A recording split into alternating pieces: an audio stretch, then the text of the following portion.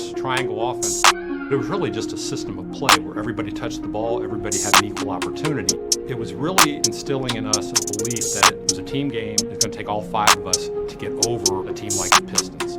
As time went on, we saw the value in it. They taught us how to read the defense. If the pass was taken away here, the ball went to another spot. Here were the cuts that you made off of. And it was unlike anything in the NBA at the time. That gave us an identity other than Michael.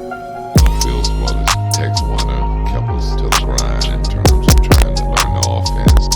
We all realized that we had a learning curve, whether it was growing up mentally or physically, learning what we had to do to be more competitive and be more complete. I remember Michael telling me and BJ, we're no longer kids anymore. You guys are pros. Be in the gym working on your games and be ready to play. We started working out together as a team and we became closer. For me, it was definitely to get more physically strong as well as Horace, and for Michael as well. The thing that nobody will ever really understand or appreciate is the practice floor. That's always been the sacred part of it because people couldn't get in there. They couldn't see it every day and know what that meant. Away from the lights, it's where you bond as a team. Everything was competition. It didn't matter if it was practice. It didn't matter if it was shooting free throws. Practice was very competitive, and those practices made us so much better and so much more comfortable from a game situation. When you're playing against the best players at their position every day, when you go out and play Utah, the Lakers, they're not as hard as what we see every day in practice. By game time, we were all as one. And when we came in this building, egos got checked in at the door. It was all about a we and not me. Our belief was if we can get home court advantage, we can beat the Pistons. As we got into it, we got into a little rhythm in our role, and we ended up winning 61 games. And we started to gain some confidence.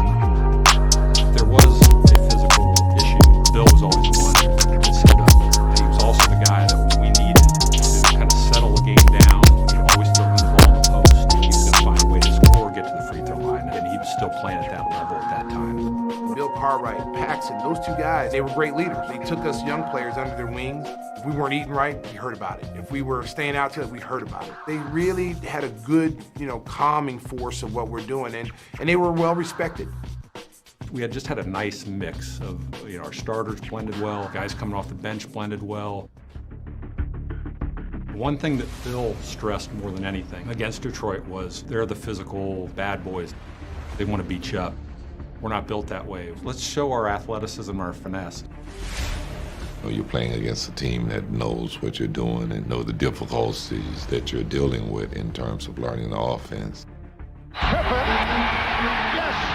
Time is running out on this Detroit championship era. Chicago Bulls gunning for a sweep. It just absolutely came together in that playoff series against them. And we're set for the start of Game 1 of the NBA Championship Series. We had a lot of jitters and nerves. We were playing against, the world-renowned Lakers. The look away to Livingston. Jordan. Oh, a spectacular move by Michael Jordan. That's 13 consecutive field goals. We welcome you back to the Forum.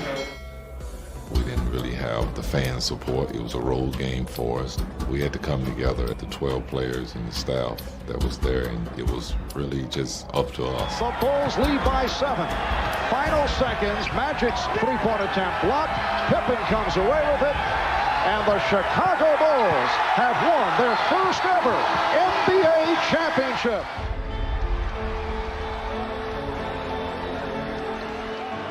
And Michael Jordan has answered a couple of questions. There have been doubters over the years whether a team led by Jordan could win a championship. I want everybody to prosper from this whole event. It took a team to get to this point. It's an honor to take this on behalf of a great organization and the wonderful fans of Chicago. We all as players really thank you all for your support, and we all want you to know that this one is for you. But we're going to be back here next year for another long struggle.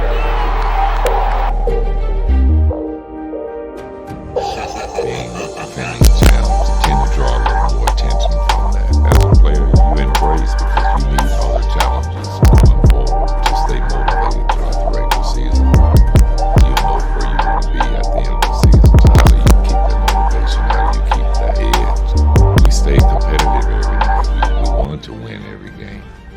on game to game and what we had to do to get better as a team. And the Bulls win it 99-94.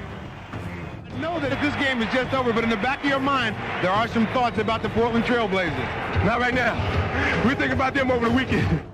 You know, they were arguably the best team in the Western Conference. They had the athletes to match up with us. Drexler against Michael Jordan. This is a matchup that everybody wanted. Jordan again from three-point land. And Jordan fires it in his ring. Here's Jordan for three. Yes! I don't believe it. This place is pandemonium. He is hot. Three again.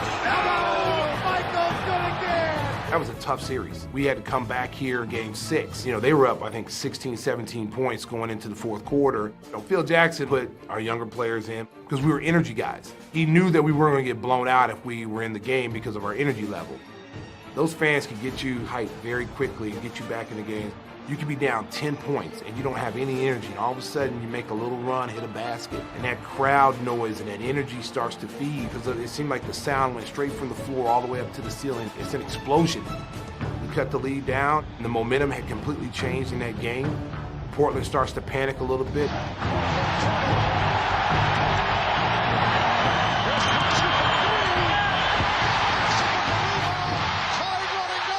Chicago Bulls have won the NBA championship for the second straight season. That was remarkable because we won at home. You know, we won in front of our crowd.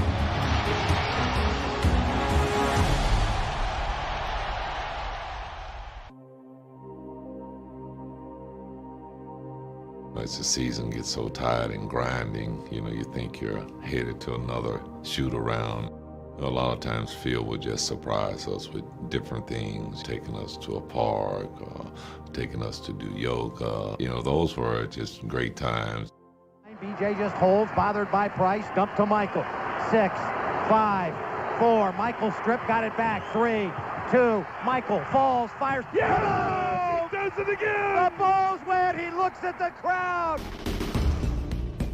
The Eastern Conference was much more physical. New York was a hard-hitting physical series. We felt kind of liberated against Phoenix.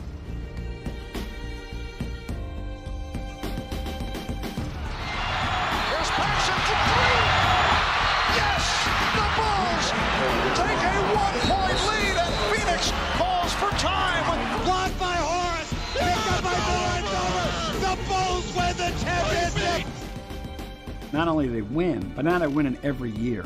This is an incredible departure for Chicago. And everybody in sports is looking toward Chicago as the model, as the team to be most feared, most respected, most admired, and most copied.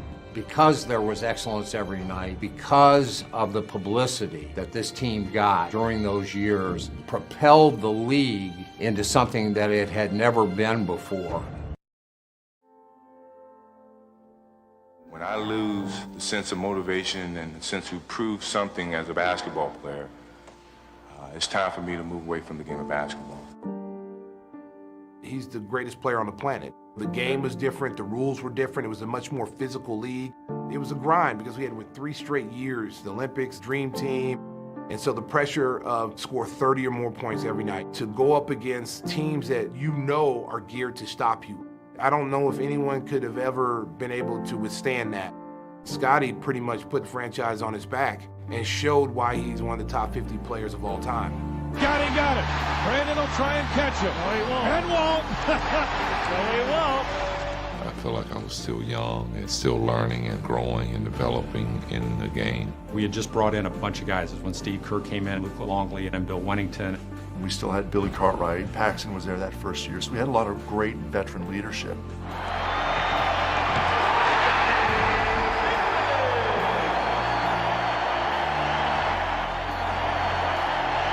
Long comes into Tony. Look out, it's on line. Yeah! Bulls win it! Kukoc with the lifesaver! Somehow that group kind of found a new energy, and Scotty had an MVP type of year.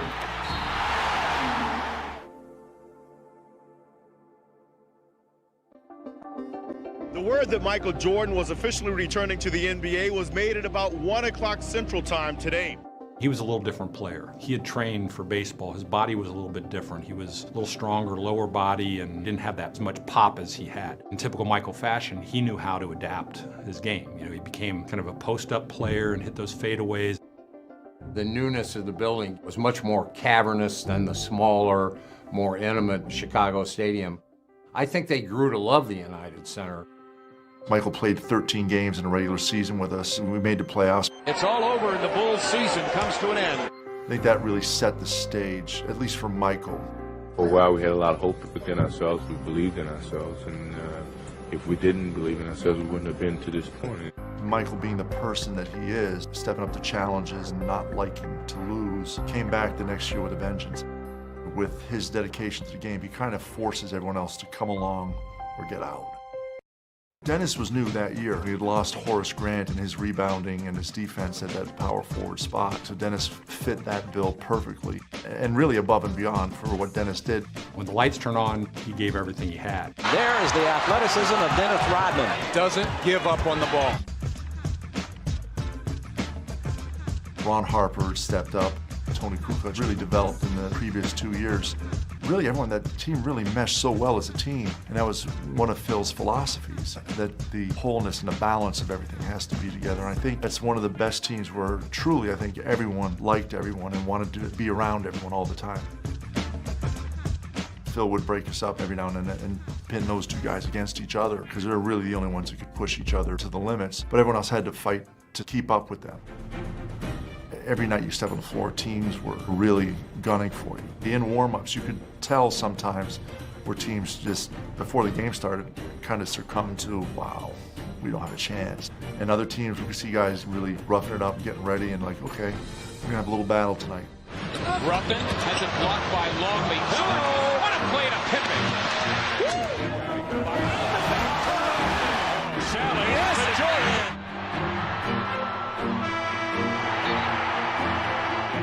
It seemed like nothing went wrong that whole year. We won a lot of games because of the closeness. Nothing rattled us. We were more polished from the neck up. We thought the game out a little bit more. We read each other more. We communicated better on the court. We had a great group of guys in terms of our bench, guys that, were professionals in terms of taking care of their bodies and being ready for the back-to-backs. The 72-10 season was absolutely incredible, and how dedicated the team and coaching staff were, not necessarily to achieve that record, but to make sure that they were ready to win another championship. The Chicago Bulls have won the 95-96 NBA championship, 4 in 6 years, as they defeat the Sonics 87-75.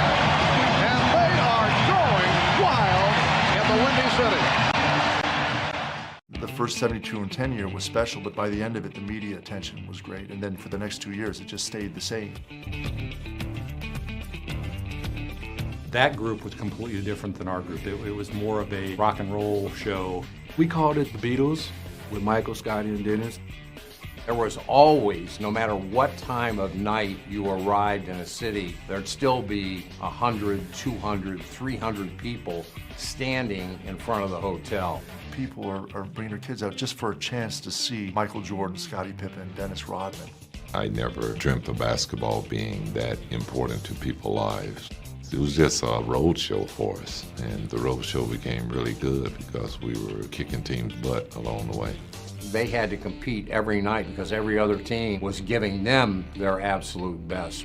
Some of the criticism was that anybody could win with Michael, and anybody could win with Michael, Scotty, and Dennis. That's not necessarily true. The genius of Phil was his ability to get these guys, even though there were so many stars, to play together collectively with a common goal in mind at the end of the year. That was where Phil was so great. Phil did a real good job in the latter parts of our careers of really holding us back and keeping us hungry for the game. Shot clock at 5. Pippen for 3. Yes. They were smart. They had smart players and guys that knew how to play. It was tough to match up against them. Our stuff worked really well against them, but they had the one guy that could come out there and put you to sleep pretty quick. just a tremendous competitor. It's the clock, 5 on the 24. Here's Jordan. Did not have the shot. Kerr to 5 seconds remaining in regulation. The inbound. Pippen rolls it to Kukoc. The Chicago Bulls have won their 5th championship in the last 7 years.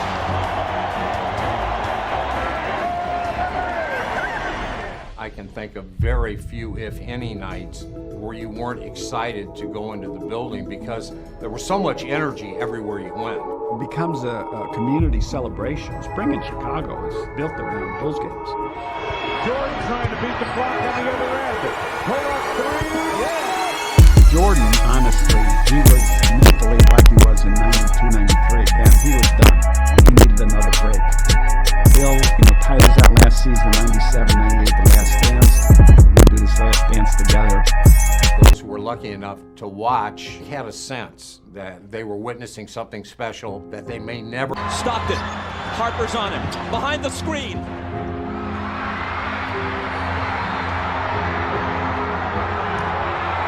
Chicago Bulls have won their 6th NBA championship, and it's their 2nd three-peat.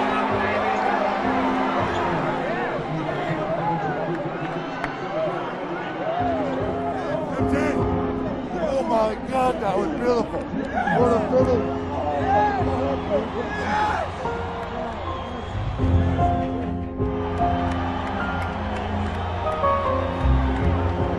Michael and the Chicago Bulls are why the NBA became a global entity.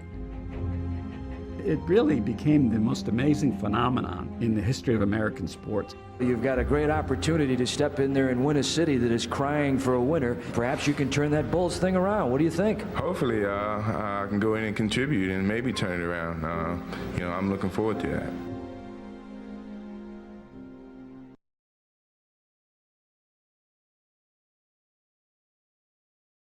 Hey Bulls fans, this is Chuck Swirsky. That was a great video, and for more videos, check them out right here.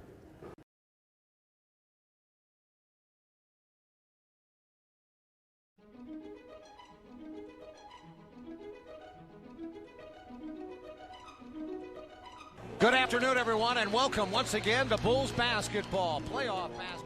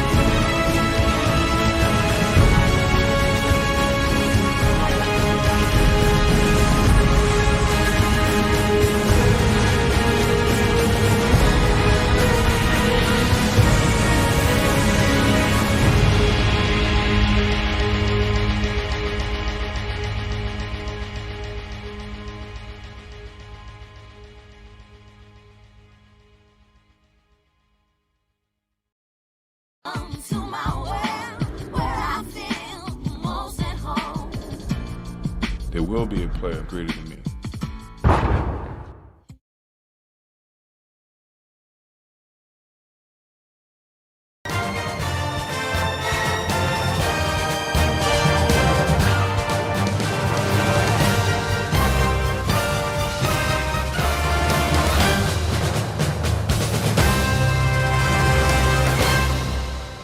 From the moment he set foot on an NBA court, Michael Jordan dominated his sport like few athletes ever had.